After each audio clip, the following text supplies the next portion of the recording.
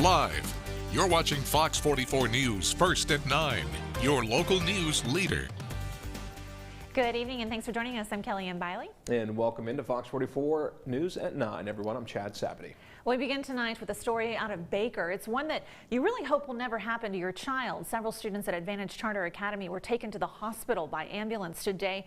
It comes after a classmate gave them homemade food laced with some sort of drug. Pretty shocking indeed. Fox 44's Abby Rocha went to campus to find out what happened and has the details for tonight's top story.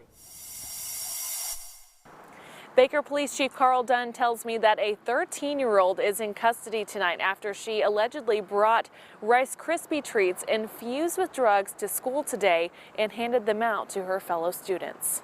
That's crazy. That's real crazy. And I just hope they get the situation under control. Paramedics were called to Advantage Charter Academy Thursday afternoon after multiple students started having an adverse reaction. Chief Dunn says they were hyperventilating and anxious. He says one of them was screaming in the classroom. 3 of the 4 students who consumed the edibles were transported to the hospital. Parents need to watch what their kids are bringing to school.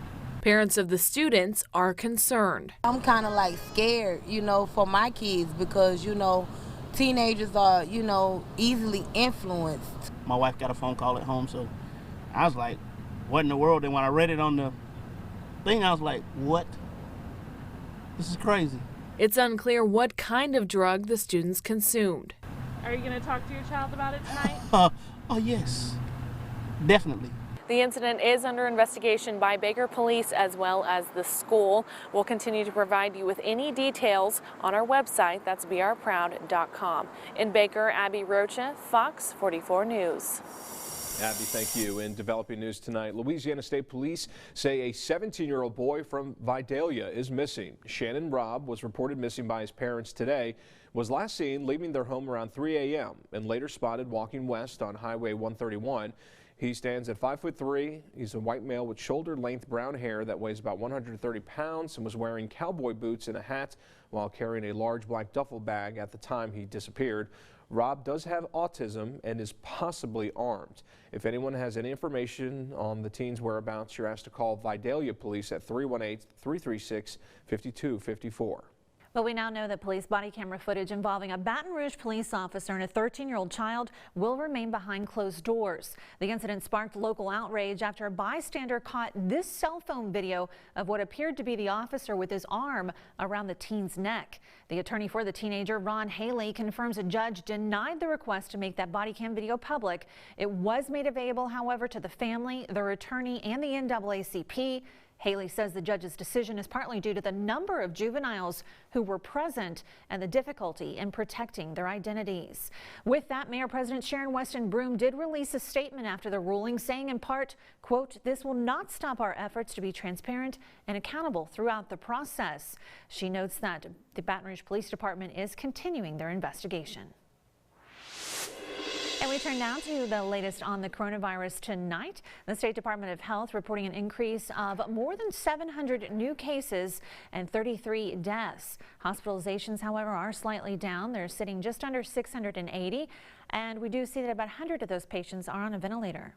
LDH also updating the state's vaccination numbers overall. Right now, more than 900,000 doses of the vaccine have been given out since December. Nearly 600,000 people have received at least their first shot, with more than 300,000 getting both their first and second doses. 68,000 doses have been administered since this past Tuesday. And today, Governor John Bel Edwards says the state is going in the right direction in reducing the overall number of COVID-19 cases. Fox 44's Jonah Gilmore was at the state capitol today. He joins us live in studio tonight with the latest details. Jonah? Hey, Chad. Yeah, the governor called today's news conference positive and a huge step in the right direction.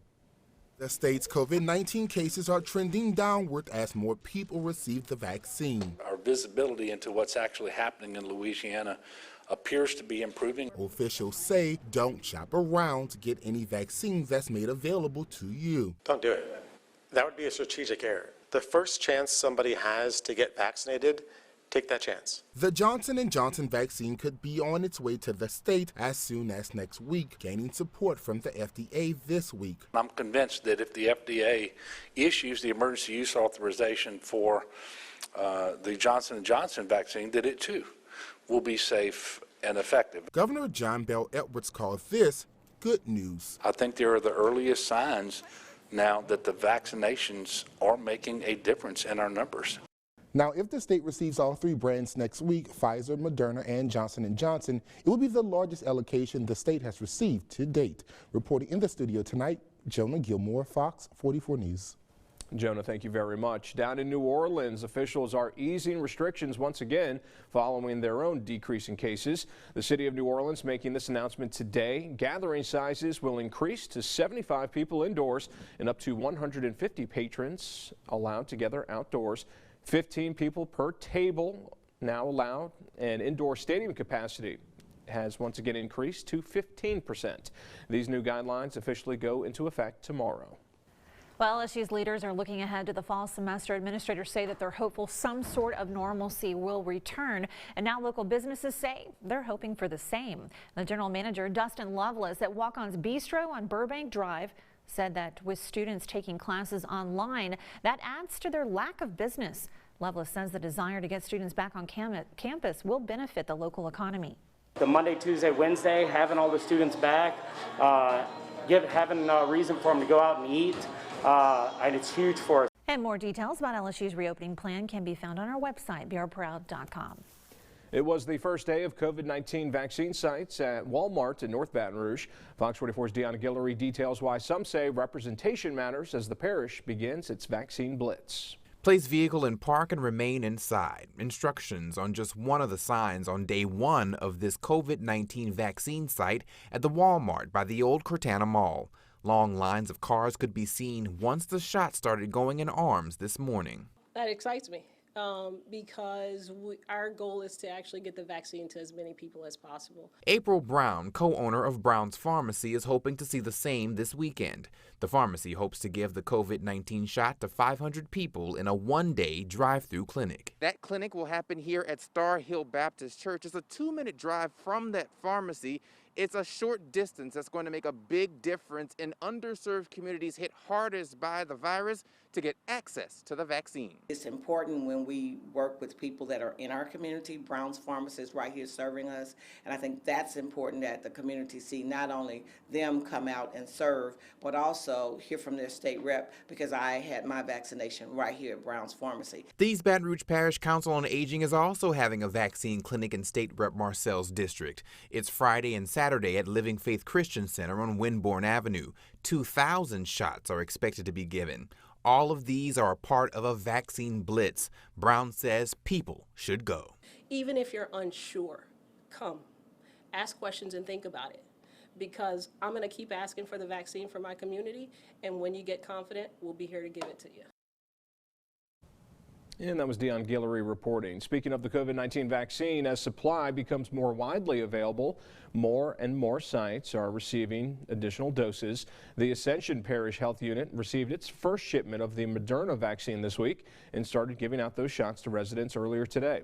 Ascension Parish Health Unit Director Christy Burnett says there is a growing wait list and they're asking residents to be patient. We have a waiting list that we're constantly calling people off of the waiting list. We are scheduling 40 patients each day, and we look forward to getting the prevention process going. And part of that process includes making an appointment for any of these vaccination events. You can find additional information on how to schedule an appointment by visiting our website, beourproud.com, and by downloading our free Be Our Proud app. And now we want to turn to some national news. We're just one day away from House lawmakers voting on the next round of stimulus relief. There's one major sticking point, however, tonight that some say could be a deal breaker. Fox News correspondent Ray Bogan has more on what it is and why lawmakers are so split. I know we're all on pins and needles. It's the ruling everyone in Washington is waiting for. Can the Senate increase the minimum wage to $15 an hour in the next coronavirus relief package? Could be any moment. If you hear, because I don't have a phone here, if you hear before I do, let me know. The minimum wage hike is a pillar of the $1.9 trillion coronavirus relief package proposal. The bill also includes $1,400 stimulus checks for Americans making $75,000 a year or less, and billions for vaccines, supplies, and schools. The big push to get this approved comes as the Labor Department reported first-time jobless claims fell last week to 730,000, compared to 841,000 the week before. Democratic lawmakers warn there is still a long way to go. Today's report on new jobless claims was the 49th week that the number was higher than at any point during the Great Recession. No Republicans are publicly supporting the package. They say there are too many unrelated items. Less than 9% of this bill goes to defeating this virus. Less than 9%. The White House knew the hike could be taken out of the bill, but they thought it was important enough to take the chance. It's long overdue, and American workers should not be struggling to make ends meet. Lawmakers are trying to make sure the bill is approved before March 14th, when expanded unemployment benefits expire. Ray Bogan, Fox News. Well, coming up, we continue to honor Black History Month, and we're going to introduce you to one 19-year-old who's paving the way for other entrepreneurs to reach their dreams. That's up front at 9:30.